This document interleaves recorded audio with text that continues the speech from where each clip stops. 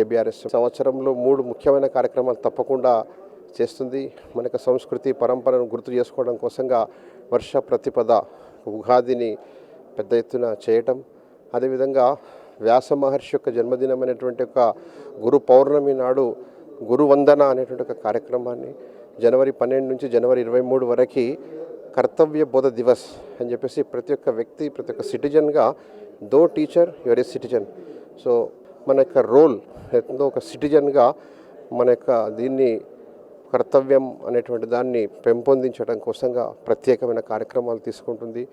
దేశంలో గురువందన ఏదైతే ఉందో అట్లాగే శిక్షాభూషణ్ సమ్మాన్ అని చెప్పేసి ఎవ్రీ ఇయర్ కూడా టీచర్లే డబ్బులు పోగు చేసి ప్రతి సంవత్సరం కూడా ఒక 3 టీచర్లను ఒక పెద్ద కార్యక్రమంలో సన్మానించేటువంటి ఒక కార్యక్రమాన్ని కూడా ఏబిఆర్ఎస్ఎం చేస్తున్నది.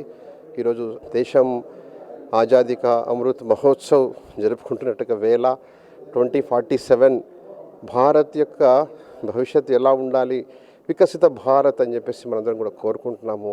సో వికసిత భారత్ దిశగా భారత్ ఎదగాలంటే ఇప్పుడు ఉండేటువంటి ఒక యంగర్ జనరేషన్లో ఆ రకమైన విజన్ మనకు కల్పించాల్సిన అవసరం ఉంది. దేశం అనేక రంగాలలో ప్రగతిని సాధిస్తున్నది. అదొక పెద్ద లిస్ట్ మనం చెప్పొచ్చు. దేశం మరింత బలోపేతం కావడానికి టీచర్స్ యొక్క రోల్ అనేటువంటిది చాలా ఇంపార్టెంటు.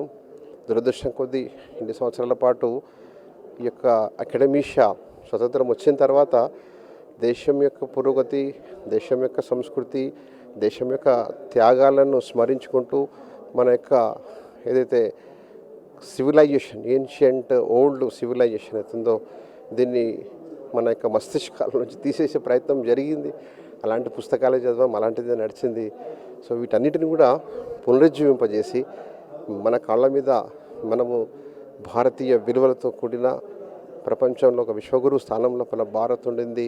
కాబట్టి భారత్ అన్ని రంగాలలో సర్వాంగీణ వికాసం చెందే దిశగా టీచర్స్ యొక్క భూమిక ఉండాలి. కాబట్టి राष्ट्र के हित में शिक्षा, शिक्षा के हित में शिक्षक, शिक्षक के हित में समाज.